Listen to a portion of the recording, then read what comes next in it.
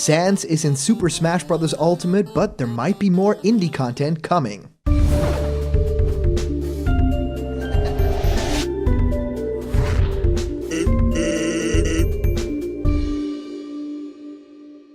What's happening, my Block buddies, and welcome to a brand new episode of Blocked Content's Leak Speak. My name is Callum, and this is going to be your content for today. And as you guys know, I am completely loving Undertale Deltarune, that entire Toby Fox universe that he's created. It is astounding, and it's really amazing to see that content has gotten its way into Super Smash Bros. Ultimate. I think that it's so big, in fact, that it changed the entire landscape of what content in Smash could be. And of course, Sakurai has talked about this at length before in the previous Nintendo Direct, and info from that is just astounding, but I really wanted to see what does this actually change about Super Smash Bros. As a franchise, and is there a possibility for SANS to appear in the next Smash game as a full-fledged character? Is there another newcomer coming to Smash Bros. Ultimate from the Undertale Deltarune series? It's all likely, it's all even more possible than we've ever thought before, so thank you guys for sticking around, and for those who guys who like giveaways, we are giving away a Piranha Plant plushie at 50k subscribers, and this beautiful What's Happening My Block Buddies t-shirt at just 40k, and it's really close now, so comment down below to enter for the giveaway, and of course, please subscribe to the channel if you haven't already, and welcome to the family. Alright guys, let's head right on into this. As you guys know, SANS is a Mii costume now for the Mii Gunner. You know, if you have the entire outfit, you can of course also use like the head for different things, and people have done some really creative things. But I really feel like having this character in Smash Bros. Through a Mii costume is the absolute best thing for now, for like the times that we live in now, because it basically teases that Sakurai is super open to having characters from indie developers in the game, and even close to being a playable fighter, right? Because we already have Shovel Knight in the game with an incredible, really cool assist trophy character, where it actually has unique animations, you know, it's remade, you know, entirely from scratch. It's just so awesome seeing that not only Nintendo really pushes indie developers, but of course also Sakurai as a whole. Now, talking about SANS and Smash and the possibilities of maybe having Frisk as a newcomer in this Fighter's Pass, or maybe even the characters beyond that we know we are going to get, that's where this gets interesting, right? Sakurai has talked in the previous Direct a little bit about the coming together of SANS in Super Smash Bros. Ultimate, and he actually met up with Toby Fox. He actually came to Sakurai's house, they played Smash Brothers together, and as he told there, and in a couple of interviews as well, yeah, he pretty much dunked on him, right? They say that it was like 50-50, but I have a feeling that Toby Fox really cleared the floor with Sakurai in this Smash Brothers bout, and he was like, Sakurai said basically, well, this guy is one of the best Smash fighters, if not the best Smash fighter that I've ever encountered. So I feel like he deserved to have the character in Smash just because of that. But of course, also the franchise and the iconography of SANS, I feel is really amazing and deserves to be in Smash Brothers for that alone. To have it as a Mii Gunner costume, that is where this thing gets really interesting, right? Because this is one of the only characters, really, aside from maybe weird choices like the Black Knight or Knuckles, you know, characters that are very complete as a Mii fighter, that almost look like real newcomers to the game. And I feel like SANS is even a step above that, where it's like, yeah, the expression doesn't really change, but it wouldn't really, you know, if this was the real skeleton character. So that all feels really like the character lives inside of Super Smash Bros. Just having that Mii Gunner arm, and of course everything is really from that game. Yeah, I feel like we are having a very bad time in a very good way with SANS, and of course in the live streams everybody has been playing as the character, and that makes me extremely happy. But just the mere fact that this character is realized so well in Super Smash Bros. Ultimate, I feel is a very good sign for the future of Undertale in Super Smash Bros. So let me explain, right? There are a lot of indie games, and some even that came out like last year, that are incredible, the year before as well. I think they're doing a really great job. Just think about a game like Cuphead, right? I think Cuphead is incredible, and those characters, Mugman, Cuphead, they deserve to be in a game like Smash Brothers as well. I feel like Celeste, that was also a game from 2018, that was an amazing achievement in game design, and I think Celeste, I think the characters from that world could benefit also from being in Smash Brothers, getting an even wider reach of their audience. So I think that those would really fit. You're talking about stuff that isn't, really indie anymore, stuff like Minecraft that was really considered to be like indie kind of games, Limbo, maybe even stuff like Stardew Valley. But if you look at SANS in Smash Brothers and it being a complete character and Sakurai basically testing it out, right? That's what I basically feel like what we've gotten here with the character. It's basically Sakurai's testing the waters to see if we would react positively to something like this happening, right? Basically an indie character that becomes sort of playable. This is the exact perfect way to first get a taste of it, and boy, the internet completely exploded. Now, SANS in Smash, of course, trended on Twitter even more so than even the character that was actually announced, Terry Bogard. So to me, that's a really clear indication that he made the right call here, that getting SANS in Smash isn't just a meme. It's great for the song because we even got a song along with the character. It's like he was really, really close to actually adding the character as a fighter in Smash Brothers, and this was, the closest way that Sakurai could get to it. So I feel like this experiment, if it was one, it was completely 100% a success, and I think that we're going to have a future within Super Smash Bros. That is even broader, that is even wider. Now, do I think we are going to get Frisk in Smash Bros. As a fighter? No. Personally, I don't think we're going to get any content.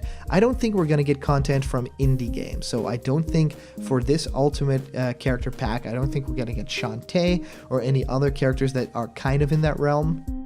I feel like SANS is a really great example of them testing out something and it basically being a very big success, right?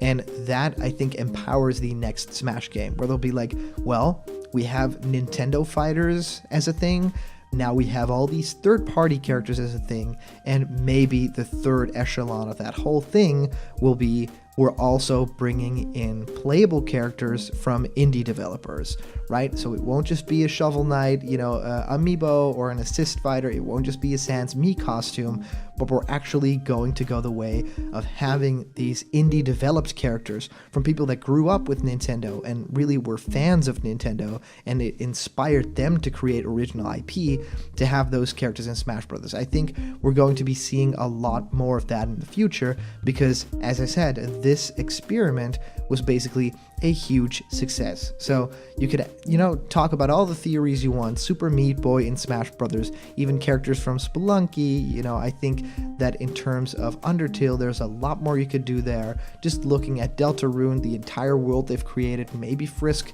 does make a lot of sense to have in Smash Brothers. Binding of Isaac, stuff like that. I think it's also very fun to look at games that were from the Newgrounds era, so games that are still relevant today but have been around for a very long time, and of course games that we don't really consider to be indie games, even though they pretty much are, like Cave Story, right?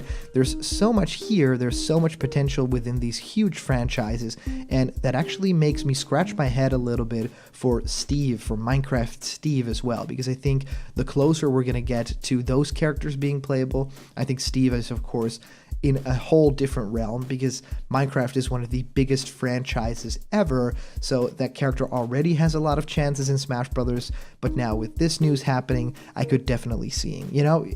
I think that SANS breaks a lot of codes within Smash Brothers, and I think that that's a good thing, right? Sakurai has certain rules that he breaks all the time, certain rules that he will never break, but I feel like having a character from an indie game that is inspired by Earthbound and is kind of this love letter thing and just made by one guy, and there you have the character in full 3D, beautifully realized, still as a Mii costume, but the closest thing ever, with its original new music track being completely perfectly represented on the screen, and I think that that's a reason to think about more possibilities within this. So I don't think this game, Smash Ultimate, will see more more characters from the Undertale universe. I think that this is going to be it, and we're going to have to be really, really happy with what happened here.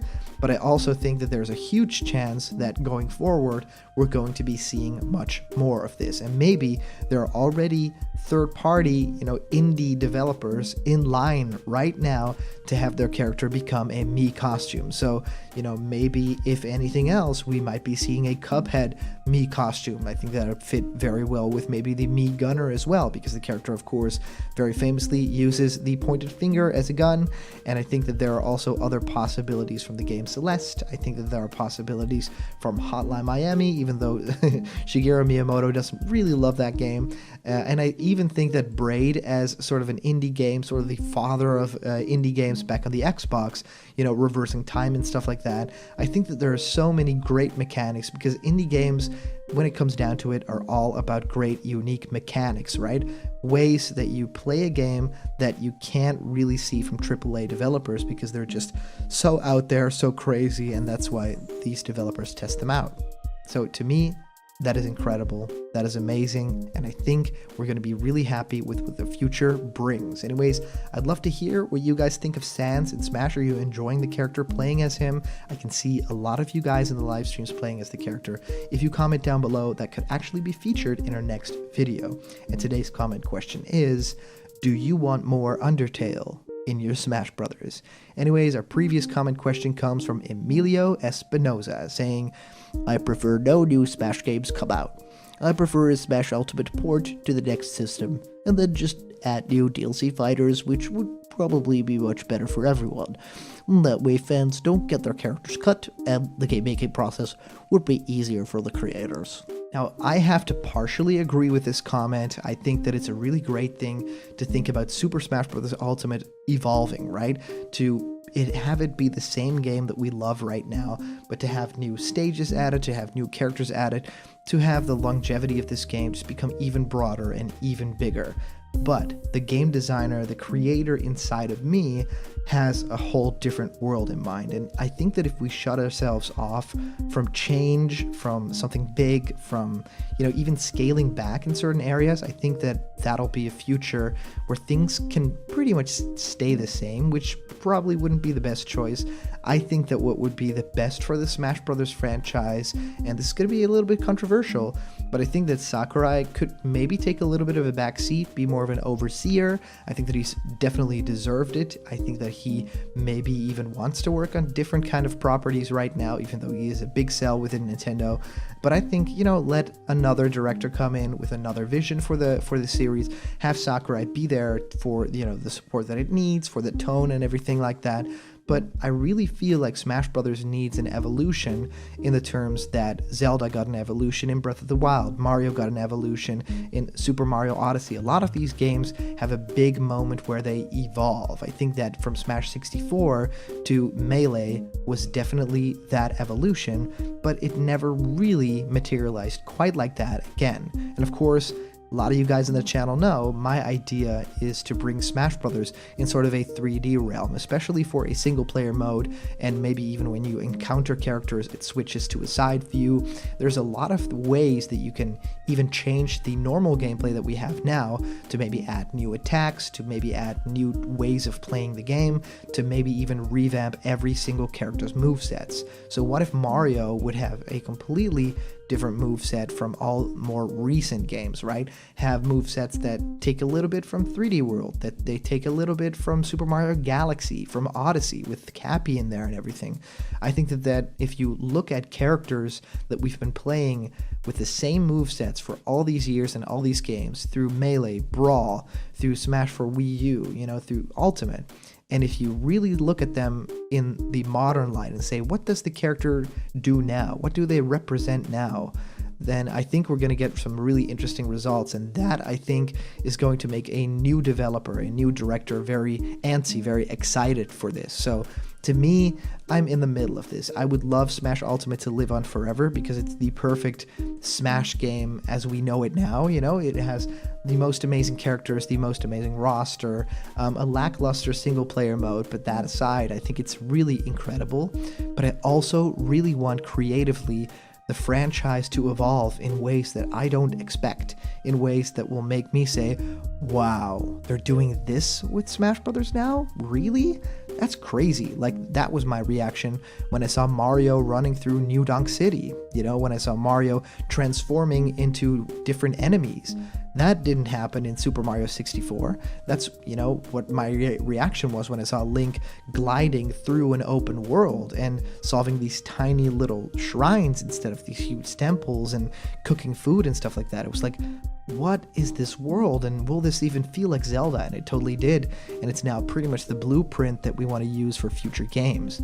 Smash Brothers is different in a sense that it's basically this party, this fighter, this competitive game, and in some ways it needs to stay the same, but I think that there's ways that you can evolve that thing. And if you stay with that Super Smash Bros. Ultimate framework, I'm very afraid that it will stay in that place that I've wanted the Smash series to get out of for a couple of iterations back now. I think Brawl did a very great job in doing the single player stuff, and I think that if you polish that up even more and that becomes an even bigger focus of a game, still having a great roster but not nearly as many characters as Ultimate, because Sakurai said that's never going to happen again, I think you're going to have a really great blueprint for a really great new Smash game on your hands. So a little bit controversial, but that's pretty much how I feel about the issue. So thank you guys so much for sending in your comments. These are always a ton of fun to read through, and of course a huge shout out to everyone on Patreon and during our live streams doing some very generous super chats. Thank you guys so much. You make blocked content